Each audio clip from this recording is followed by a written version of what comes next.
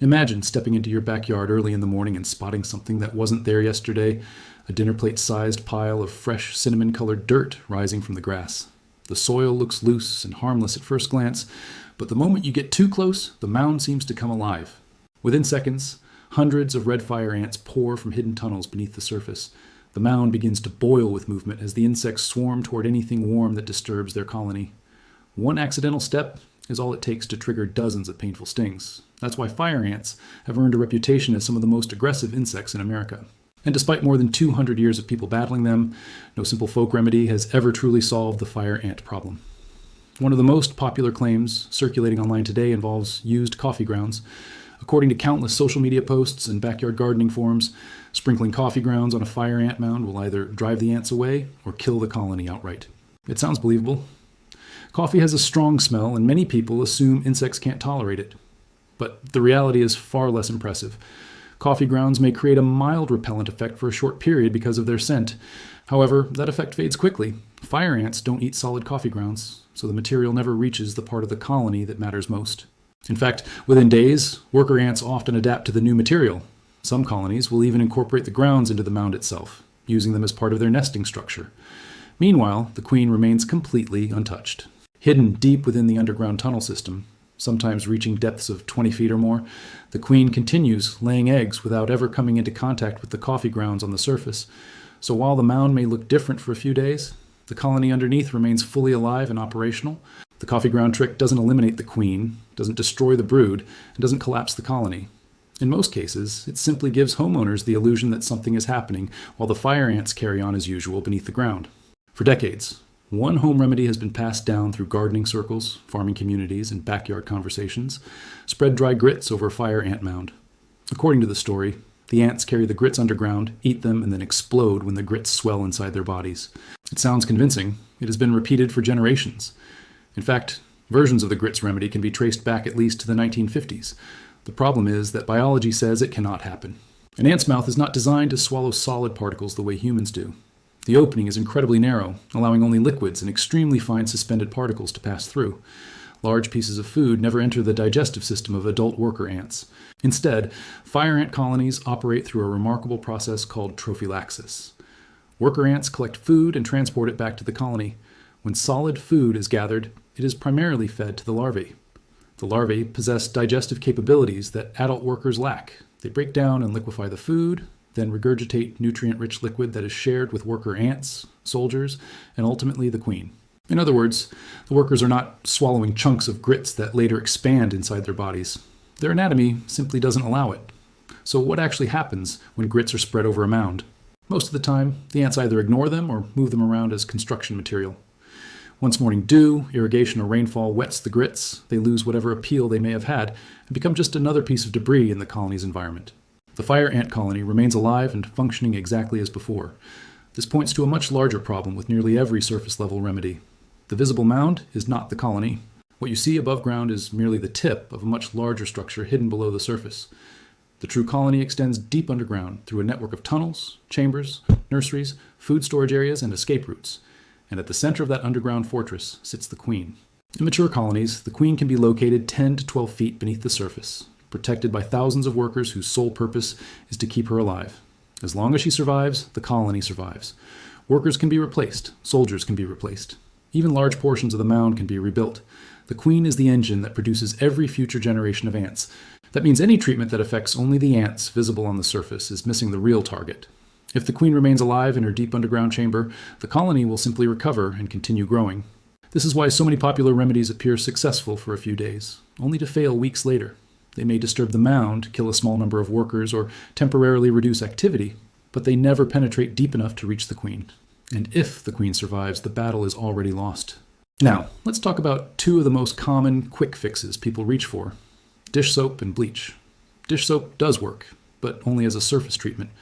When soapy water directly contacts fire ants, it breaks down the protective wax coating on their bodies and causes them to suffocate. The problem is that it only kills the ants you actually hit. While you're celebrating a pile of dead workers, the queen remains safely protected deep underground, continuing to lay up to 1,000 eggs every single day. Within a short time, the colony simply replaces the lost workers and carries on as if nothing happened. In many cases, surface treatments create another problem. Instead of eliminating the colony, they disturb it. Fire ants are highly adaptable, and when their mound is threatened, they often relocate. That means the mound you soaked today may disappear, only to reappear a few feet away within a week, leaving you right back where you started. Then there's myth number 2, bleach. Many homeowners assume chlorine bleach is stronger and therefore more effective. Unfortunately, bleach suffers from the same fundamental weakness as soap. It only affects the ants it directly reaches, while the queen and most of the colony remain protected underground. But bleach adds a whole new layer of problems. Unlike soap, bleach can cause serious collateral damage. It can kill or severely damage your grass, destroy beneficial earthworms that help keep soil healthy, and leave harmful chemical residues in the ground for weeks. Even worse, areas treated with bleach can become hazardous for children and pets, potentially causing skin irritation or chemical burns if they walk through the contaminated zone. In other words, bleach doesn't just fail to solve the fire ant problem. It can create several new problems of its own. Now we come to the most dangerous fire ant myth of all, the gasoline gamble. For decades, some homeowners have believed that pouring gasoline onto a fire ant mound and setting it on fire is a quick, effective way to eliminate the colony. At first glance, it may seem like it works. The mound disappears, the surface ants are destroyed, and the problem appears solved. But that brief moment of satisfaction comes with risks that far outweigh any perceived benefit. The first danger is fire itself. Gasoline doesn't just burn where you pour it. Its vapors can travel across the ground, sometimes several feet from the original location, before finding an ignition source. When those vapors ignite, the result can be a sudden flash fire that spreads far beyond the mound. What starts as an attempt to destroy a small ant colony can quickly become a serious emergency. Dry grass, mulch, leaves, wooden fences, landscaping materials, and nearby structures can catch fire in seconds. Every year, homeowners experience yard fires, damaged fences, burned equipment, and even barn fires after attempting this dangerous shortcut. Severe burns and permanent injuries are also common consequences when the flames behave unpredictably. Many people underestimate how quickly gasoline vapors can ignite, and by the time they realize the danger, the fire is already out of control. A few seconds of poor judgment can result in months of repairs, medical bills, and property damage. And here's the irony. Even after all that risk, there's no guarantee you've actually solved the fire ant problem. Fire may destroy the visible mound and kill many worker ants on the surface, but the queen is often protected deep underground. If she survives, the colony can rebuild itself surprisingly fast. In some cases, the surviving ants simply relocate and establish a new mound nearby, leaving homeowners with the same infestation they started with. Even if a fire never occurs, the environmental damage can be devastating. Gasoline doesn't simply disappear after soaking into the soil. It can seep downward through the ground and eventually reach underground water sources. In rural areas, where many families depend on private wells, contaminated groundwater can create a long-term drinking water problem that lasts for years. Small amounts of petroleum contamination can affect water quality, create unpleasant odors and tastes, and raise concerns about long-term exposure. Once an aquifer or well becomes polluted, cleanup is often extremely difficult. In many cases, contamination spreads far beyond the original treatment area, affecting larger sections of soil than homeowners ever intended.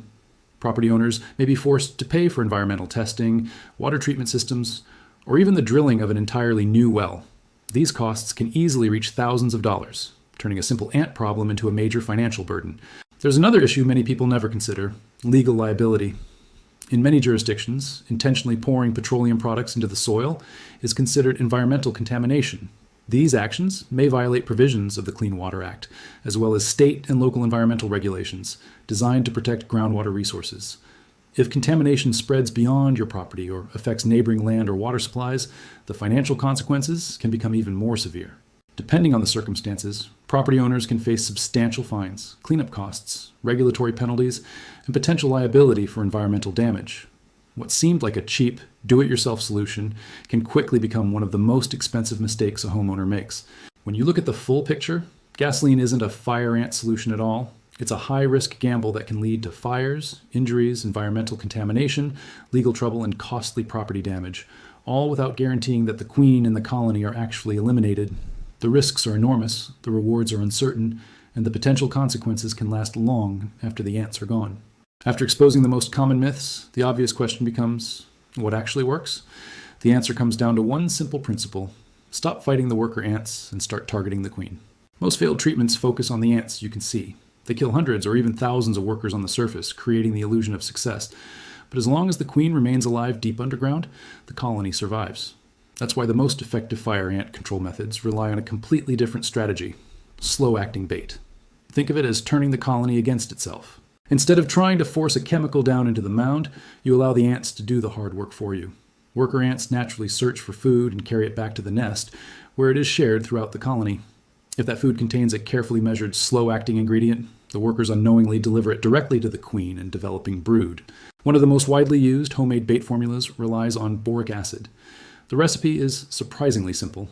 1 cup of warm water, 2.5 tablespoons of sugar, half a teaspoon of pure boric acid powder. Mix the ingredients thoroughly until the sugar dissolves completely. Then soak cotton balls in the solution, or place small amounts in shallow bait stations near active ant trails. The secret isn't the boric acid itself, it's the concentration. Many people assume that if a little boric acid works, more must work even better. In reality, the opposite is often true. The target concentration is approximately 1%, and that low concentration is critical to the method's success. When the concentration is too high, worker ants die before they can return to the colony. The food source is abandoned, and the queen never receives a lethal dose. But at roughly 1%, the workers remain healthy long enough to repeatedly transport the bait back to the nest. Over time, the solution spreads through the colony's food-sharing network, eventually reaching the queen and the developing larvae. This delayed action approach may require a little patience, but it attacks the source of the problem rather than just the symptoms.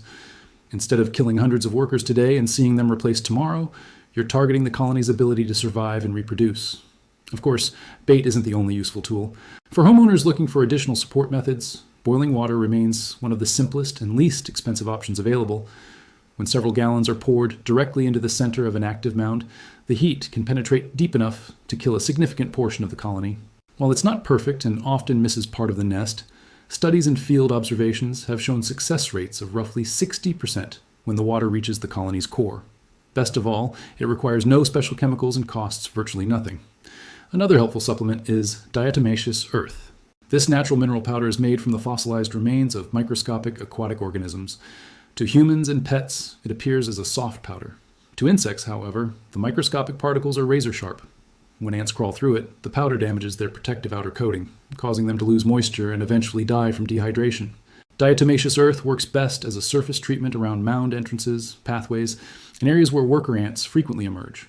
It won't eliminate a colony by itself, but it can reduce worker populations and complement a bait-based strategy. And then there's the financial advantage. Many homeowners spend hundreds of dollars chasing one failed remedy after another. Professional fire ant treatments can easily cost $400 or more depending on property size and infestation severity. Yet the homemade boric acid bait uses the very same scientific principle employed by many commercial bait systems. Let the workers deliver the treatment directly to the colony. The ingredients are available at most grocery or hardware stores, and a batch often costs around 30 cents to make. That's a tiny investment compared to repeated professional visits, making it one of the most cost-effective fire ant control strategies available. In the end, successful fire ant control isn't about finding the strongest chemical or the most dramatic solution. It's about understanding how the colony functions and using that knowledge to your advantage. The myths focus on killing ants. The hero method focuses on eliminating the colony, and that's why it works.